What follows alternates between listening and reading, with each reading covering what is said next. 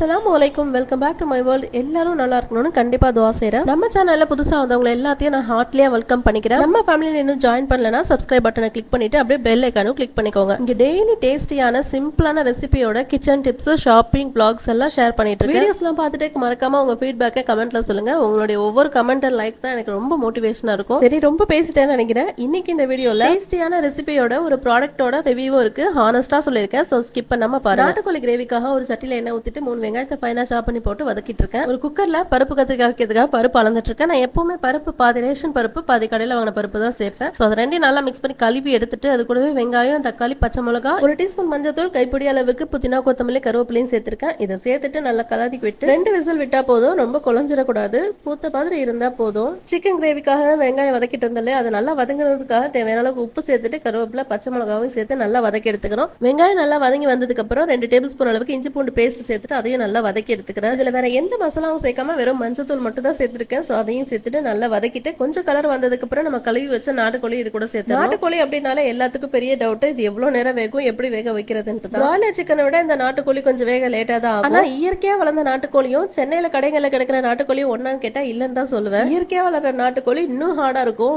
எலும்பெல்லாம் பாத்தீங்கன்னா அவ்வளவு ஸ்ட்ராங்கா இருக்கும், கடிக்கவே முடியாது. கறி பாத்தீங்கன்னா மட்டன் கறி மாதிரி இருக்கும், வேகிறதுக்கே அவ்வளவு லேட் ஆகும். சென்னையில சாதாரணமா கடையில கிடைக்கிற நாட்டுக்கோழி அந்த அளவுக்கு ஹார்ட் கிடையாது. சோ வேக வைக்கிறதுக்கு ஈஸியா தான் இருக்கு. இதுல என்ன நல்ல விஷயம்னா பிராய்லர் கோழி அளவுக்கு இதுல சதை இருக்காது. அதனால நான் எப்பவுமே பிராய்லர் சிக்கனை விட இந்த நாட்டுக்கோழி தான் வாங்குவேன். சிக்கனை சேர்த்து நல்லா வதக்கி விட்டுட்டு கொஞ்சமா தண்ணியை தெளிச்சு மூடி வச்சிருக்கேன் வேகட்டும்ட்டு. இந்த பக்கம் பருப்பு கத்திரிக்காய்க்கு தேவையான கத்திரிக்காவையும் மாங்காவையும் நறுக்கிட்டு இருக்கேன். என்னன்னா மாங்கான்னு சொல்லிட்டு மாம்பழத்தை வெட்டிட்டு இருக்கான்னு பாக்காதீங்க. இது கலர் தான் மாம்பழம் மாதிரி இருந்துச்சு, ஆனா சரியான புளிப்பு. கத்திரிக்காய் செய்யும் போது இந்த மாதிரி புளிப்பான மாங்காய் போட்டா செம்ம டேஸ்டா இருக்கும். 2 விசில் விட்டு இறக்கிட்டேன். பருப்பு சூப்பரா வெந்து வந்துருச்சு.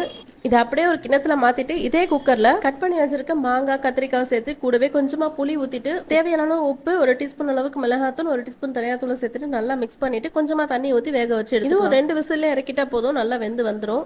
நாட்டுக்கோழி வேக போட்டு வெந்துகிட்டு இருக்கு. சோ அதுக்கான மசாலா அரைச்சிட போறேன். 2 டேபிள் ஸ்பூன் அளவுக்கு மிளகு, 2 டேபிள் ஸ்பூன் சீரகம், 3 டேபிள் ஸ்பூன் அளவுக்கு தனியா, 2 பீஸ் பட்டை, 3 பீஸ் லவங்கம், 2 ஏலக்காய் சேர்த்திருக்கு. அது கூட ஒரு 5-6 முந்திரி சேர்த்து நல்லா நைஸா அரைச்சு எடுத்துக்கோங்க. பொடியா அரைஞ்சிருச்சுன்னா பொடியா அரைச்சுக்கோங்க, இல்ல தண்ணி ஊத்தி நல்லா நைஸா பட்டு போல அரைச்சு எடுத்துக்கோங்க. முந்திரி இல்லாம இந்த பொடியை அரைச்சு எடுத்துக்கிட்டு நீங்க ஸ்டோர் பண்ணி வச்சு எப்ப வேணா யூஸ் பண்ணிக்கலாம். முந்திரி சேர்த்தீங்கன்னா அப்பவே அரைச்சு யூஸ் பண்ணிடுங்க. நாட்டுக்கோழியோட இந்த பொடியும் சேர்த்து நல்லா மிக்ஸ் பண்ணி வதக்கி எடுத்துக்கோங்க. இது கொஞ்சம் நல்லா வதங்கினதுக்கு அப்புறமா கொஞ்சமா மிக்ஸி ஜார கழுவி தண்ணி சேர்த்து நல்லா மிக்ஸ் பண்ணி விட்டுட்டு அப்படியே மூடி போட்டு வேக வச்சிருங்க. ஆக்சுவலா இது ஃப்ரைடே vlog. ஃப்ரைடேனால எங்க வீட்டுல நெய்சோறு கண்டிப்பா இருக்கும். நேத்து நெய்சோறு குக்கர்ல தான் செஞ்சிருந்தேன். குக்கர்ல செஞ்சாலுமே ஒரு அரிசியும் உதிரி உதிரியா இருக்கணும். ஒரு சோறு கூட அடி பிடிக்க கூடாதுன்னா எப்படின்னு சொல்றது. குக்கர்ல சமைக்க போறீங்கன்னா ஃபர்ஸ்ட் அளவு தண்ணி ரொம்ப முக்கியம். நீங்க எந்த கப்ல அரிசி எடுக்கிறீங்களோ அதே கப்ல தான் அளவு தண்ணி எடுக்கணும். தண்ணி 1க்கு 2 வைக்க கூடாது, 1க்கு 1.5 வச்சா போதும். அதே மாதிரி அரிசி சேர்க்கும் போது அரிசியில ஒரு பொட்டு தண்ணி வடிய கூடாது. சோறு உதிரி உதிரியா இருக்கிறதுக்கு இந்த 2 டிப்பு கண்டிப்பா முக்கியம். அதனால அளவு தண்ணியை கரெக்டா வைங்க. தண்ணி கொஞ்சம் ஜாஸ்தியான கூட கொஞ்சம் குழஞ்ச மாதிரி ஆயிடும். அடுத்தது அரிசியை போட்டு குக்கரை மூடிட்டு ஃபுல் ஸ்டீம்ல 10 நிமிஷத்துக்கு வைங்க. அதுக்கப்புறம் சிம்ல வச்சு 10 நிமிஷத்துக்கு வைங்க. அதுக்கப்புறம் 1 நிமிஷம் கூட வெயிட் பண்ணாதீங்க, ஸ்டவ் ஆஃப் பண்ணிருங்க. ஒரு 5 நிமிஷம் தம்ல போட்டு இறக்கிட்டு ஓபன் பண்ணி பாருங்க. ஒவ்வொரு சோறும் அப்படியே உதிரி உதிரியா வரும். கீழ இருந்து மேல வரைக்கும் ஒரே மாதிரி இருக்கும். அந்த டைம்குள்ள கரெக்டா ஆஃப் பண்ணிட்டோம்னா ஒரு சோறு கூட அடி பிடிக்காது. குக்கர்ல எந்த மாதிரி வெரைட்டி ரைஸ் செஞ்சாலும் சரி இந்த மாதிரி ட்ரை பண்ணி பாருங்க, கண்டிப்பா சூப்பரா வரும். நாட்டுக்கோழி நல்லா சூப்பரா வெந்து வந்துருச்சு. மசாலா கிரேவி அதுவும் செம்ம சூப்பரா இருந்தது. ரொம்ப சிம்பிளான ரெசிபி தான், ஆனா டேஸ்ட் லெவல் செம்மையா இருந்துச்சு. கண்டிப்பா ட்ரை பண்ணி பாருங்க. லாஸ்ட்ல கொஞ்சமா கொத்தமல்லி தூவி விட்டா ஃபுல்லா ரெடி ஆயிடுச்சு. அடுத்தது 3வது டிஷ் பருப்பு கத்திரிக்காய். சோ பருப்பு தனியா வேக வச்சு எடுத்து வச்சிருந்தேன். இது கூடவே மாங்காவையும் கத்திரிக்காய் வேக வச்சது இது கூட சேர்த்துட்டு நல்லா மிக்ஸ் பண்ணி விட்டு தேவையான அளவுக்கு உப்பு சேர்த்துக்கணும். பருப்பு உப்பு சேர்க்காம தான் வேக வச்சிருந்தேன். சோ கத்திரிக்காயில மட்டும் தான் சேர்த்திருந்தேன். அதனால இந்த ஸ்டேஜ்ல உப்பு பார்த்து சேர்த்துட்டு கூடவே தாளிச்சு இதுல சேர்த்துக்கணும். தாளிப்பு சேர்த்துட்டு நல்லா மிக்ஸ் பண்ணி எடுத்துட்டீங்கன்னா பருப்பு கத்திரிக்காயும் ரெடி ஆயிடுச்சு. சோ நெய் சோறு செஞ்சீங்கன்னா கண்டிப்பா இந்த பருப்பு கத்திரிக்காயும் செஞ்சு பரிமாறி பாருங்க, செம்ம டேஸ்டியா இருக்கும். நெய் சோறு அப்படியே ஒண்ணு ஒட்டாம சூப்பரா உதிரி உதிரியா வந்துருச்சு. பிளேட்டிங் பண்ணும்போது அவ்வளவு அழகா இருந்துச்சு பார்க்க. கூடவே மாங்காய் போட்ட பருப்பு கத்திரிக்காய் சைட்ல அப்படியே நாட்டுக்கோழி வச்சு சாப்பிடும் போது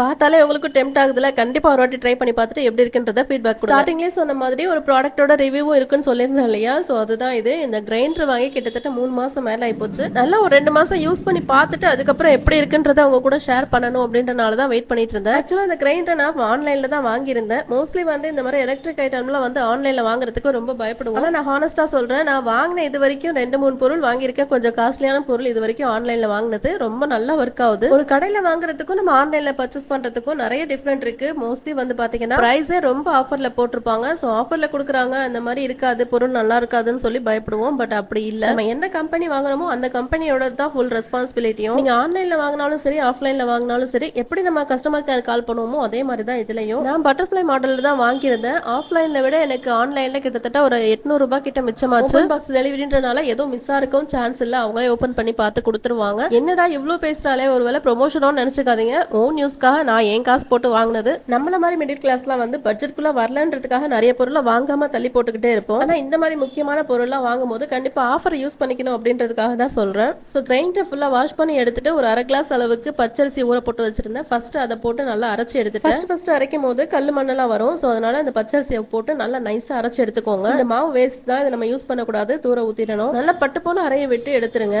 நல்லா கொஞ்சம் தண்ணியை சேர்த்து நல்லா இந்த அளவுக்கு நைஸா அரைய விட்டு எடுத்துட்டு இதை கீழே ஊத்திட்டு நல்லா ஒரு 2-3 தண்ணியில நல்லா வாஷ் பண்ணி எடுத்துருங்க.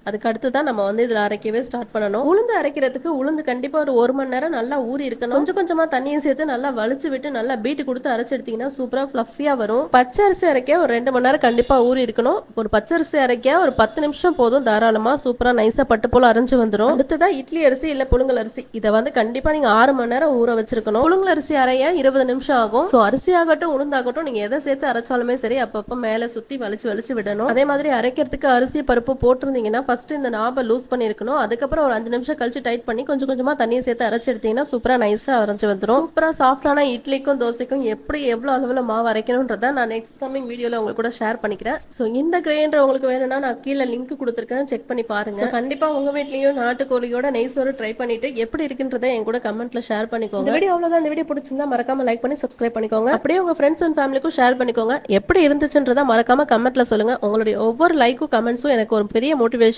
இருக்கும். நெக்ஸ்ட் வீடியோ பார்க்கலாம். Thanks for watching.